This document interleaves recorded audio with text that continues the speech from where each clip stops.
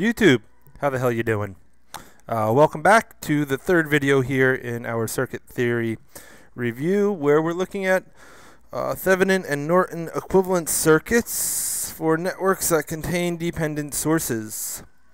We need to review this a little bit because the dependent sources can make things tricky sometimes.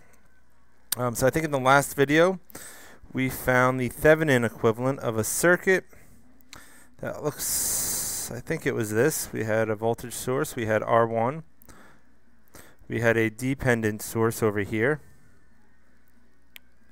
and the value of this was beta times I, where I was a current that I'll define in 1 second.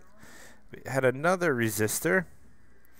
This resistor is R2, and we had our output terminals.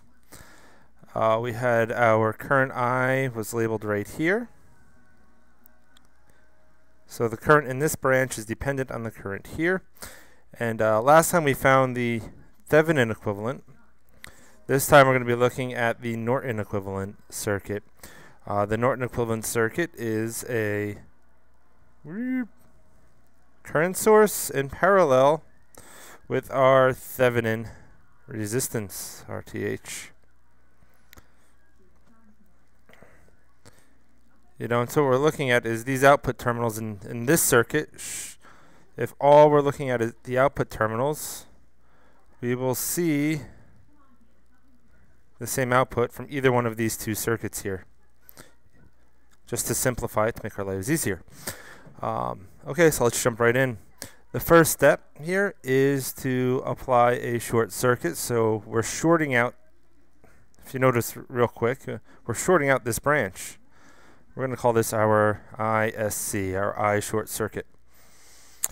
And so the first thing I have to do is solve for ISC. What is ISC? So let's grab a red pen.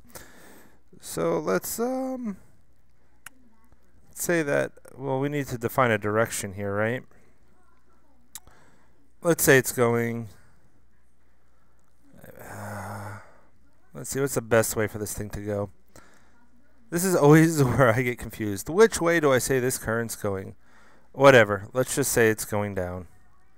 Keep it consistent with the voltage source is never a bad idea. You have a voltage source over here, positive to negative. Let's say the current's going the same direction.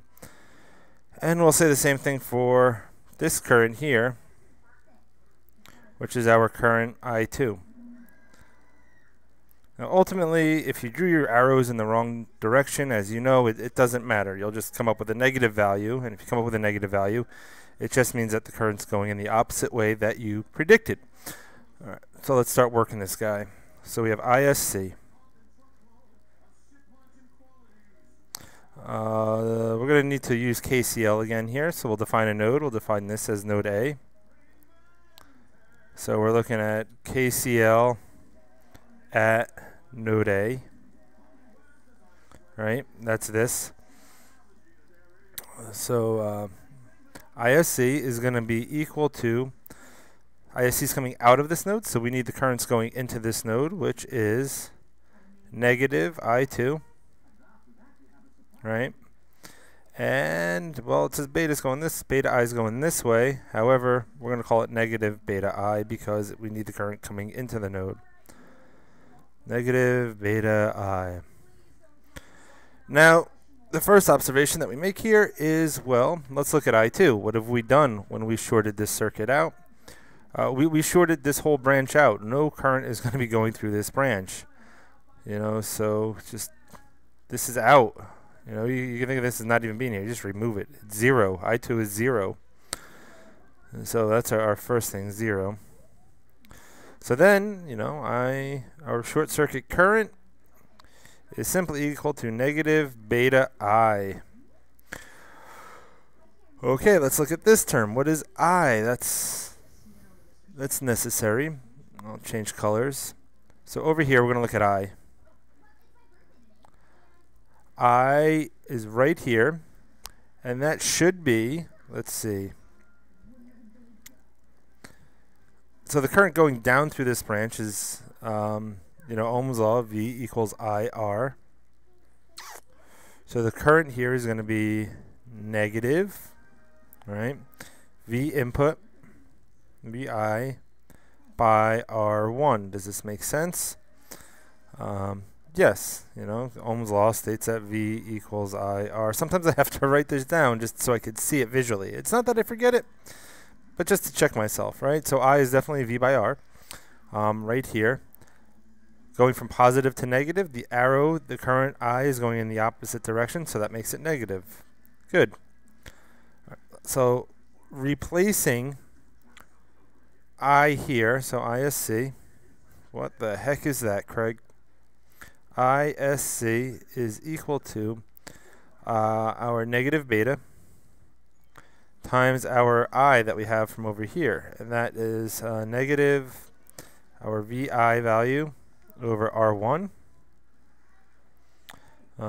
These guys flip.